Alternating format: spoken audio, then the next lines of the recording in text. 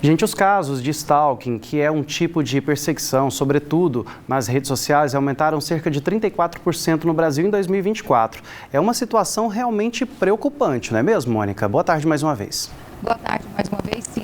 Os dados preocupam, sim, porque 34% em relação ao ano de 2023, né, fazendo esse comparativo. Um número que deixa em alerta não só as mulheres, porque não só as mulheres são perseguidas. Mas nós vamos conversar agora com a advogada Ana Carolina Fleury, que é especialista em direito das mulheres, né? Seja bem-vinda. Esse caso é cada vez mais comum, infelizmente, né? Por quê? Obrigada.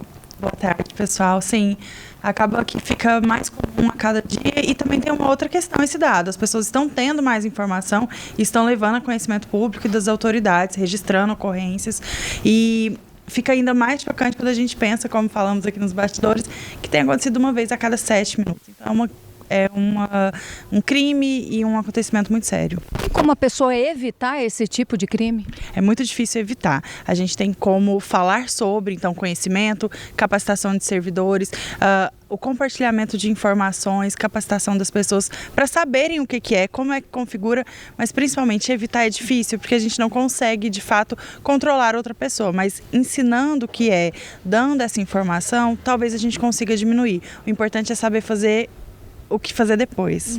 Como identificar esse tipo de crime? A perseguição ela acontece para configurar o crime, a gente chama de stalking, mas na verdade é uma perseguição.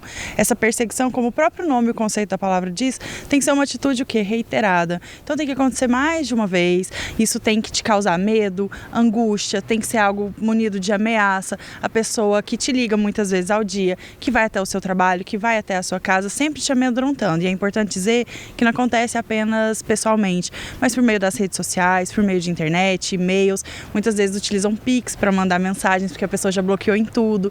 Então, é assim que a gente consegue identificar. Inclusive, doutora, eu ia perguntar em relação às redes sociais. Como identificar? É só as mensagens mesmo? Ou curtidas, muitas curtidas em todas as fotos? Não sei. De que forma a gente pode identificar nas redes sociais, que é muito comum hoje o uso por quase toda a população? Esse tipo de violência é muito singular. Então, muitas vezes o que você vai me narrar vai parecer num primeiro momento que não é nada demais. Mas sim, curtidas reiteradas, comentários desnecessários ou não convidados, aquela questão de que você já avisou a pessoa que você não deseja, ela continua, é aqui que a gente tem que se preocupar. Então, independente de onde seja, pode ser por vídeo, pode ser por ligação, pode ser por foto, pode ser por curtida, pode ser por mensagem, pode ser por menção, tanto faz. O importante é que você se sinta, nesse caso, para configurar a conduta, que você demonstre que está ameaçada, que está insegura, está com medo e está incomodada. E como denunciar esse tipo de crime? Você pode procurar a delegacia mais próxima, se possível a delegacia especializada, né, nas mulheres, porque o atendimento tende a ser um atendimento mais acolhedor para esse tipo de situação e com as informações mais assertivas. Caso ainda tenha dúvida em relação à juntada de provas, a como produzir isso daí, como juntar evidências, os indícios necessários, é importante procurar ou Defensoria Pública ou advogadas. E de que forma que a gente pode juntar de forma simples ali, vamos supor, pelas redes sociais, provas? A gente costuma dizer que prova não é aquela coisa técnica que a gente imagina no dia a dia. Prova é o que a gente usa diariamente. Mensagens no celular, print de tela, print de conversas, tudo isso já vale. Você pode registrar por vídeos, ter testemunhas, então aquela pessoa que você comentou que está acontecendo isso também vai servir.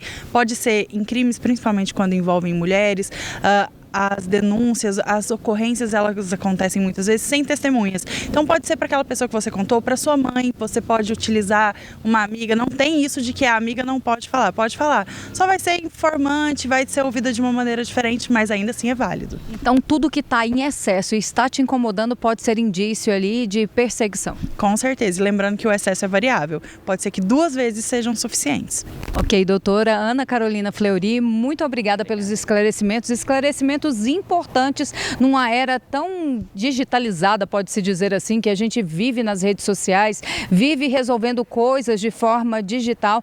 É bom ficar atento, porque se sentir um incômodo, a melhor coisa é buscar orientação de um especialista, se for mulher, em direito da mulher, para poder saber se caracteriza ou não esse tipo de crime, de perseguição, stalking. Volto com você.